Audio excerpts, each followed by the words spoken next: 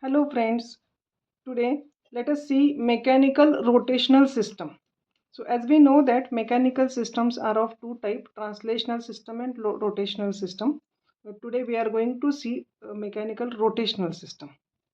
So in this system, motion of the body is about its own axis.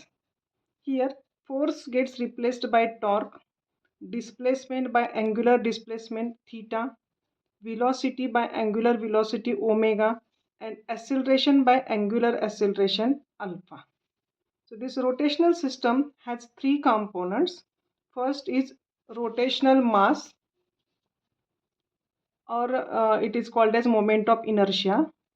Second is rotational spring, and third is rotational dashpot. So let us see all these elements one by one. So we'll start with first rotational mass, or it is called as moment of inertia. Now here in this case T is applied torque. You can observe in this figure T is applied torque, theta is angular displacement, and Tj is the opposing torque. Now this Tj opposing torque is directly proportional to d square by dt square into theta. So as there is a proportionality sign, there must be a constant. Therefore, Tj is equal to J into d square by dt square theta. According to second law of motion, Newton's second law of motion, applied torque is equal to opposing torque. Therefore, applied torque is equal to J into d square theta by dt square. So this is the differential equation for moment of inertia or rotational mass. So this is our first element. Now second element is rotational spring. Now there are two cases when one end of the spring is fixed, and second is when two ends are free. So let us see first when one end of the spring is fixed. You can observe in this figure one end is connected to reference and second end is free. Here torque is applied, then there is angular displacement theta, and Tk is the opposing torque. So this opposing torque Tk is directly proportional to angular displacement theta. And this Tk is equal to K into theta, where K is called as constant. So, and according to Newton's law of motion, applied torque is equal to opposing torque. Therefore, applied torque is equal to K into theta.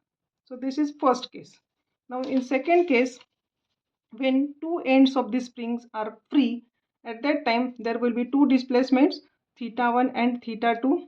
Torque applied is T and Tk is the opposing force, and constant is K. So this opposing torque is directly proportional to theta 1 minus theta 2. Therefore Tk is equal to K into theta 1 minus theta 2. And Newton's law of motion, T is equal to Tk, applied torque is equal to opposing torque. Therefore we can write T is equal to K into theta 1 minus theta 2. So these are the two cases about rotational spring. And last element is rotational dashpot. Similar to rotational spring, there are two cases. First is when one end of the dashpot is fixed. At that time, applied torque is T, there is an angular displacement theta, and Tb is the opposite torque. So Tb is directly proportional to d by dt of theta. Therefore Tb is equal to b into d theta by dt, and according to Newton's law of motion, T is equal to Tb. Therefore T is applied torque is equal to b into d theta by dt. So this is the differential equation when one end of the dashpot is fixed. Now second case, when two ends are free, when dashpot is connected and when two ends are free, then at that time theta 1 and theta 2 are the displacements. Applied torque is T and Tb is the opposing torque.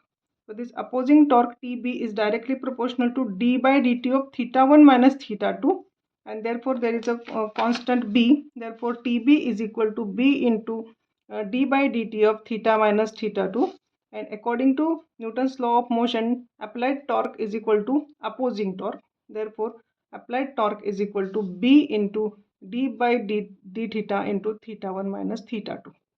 So these are the three elements and three differential equations we have studied. Hope you understood this part. Thank you.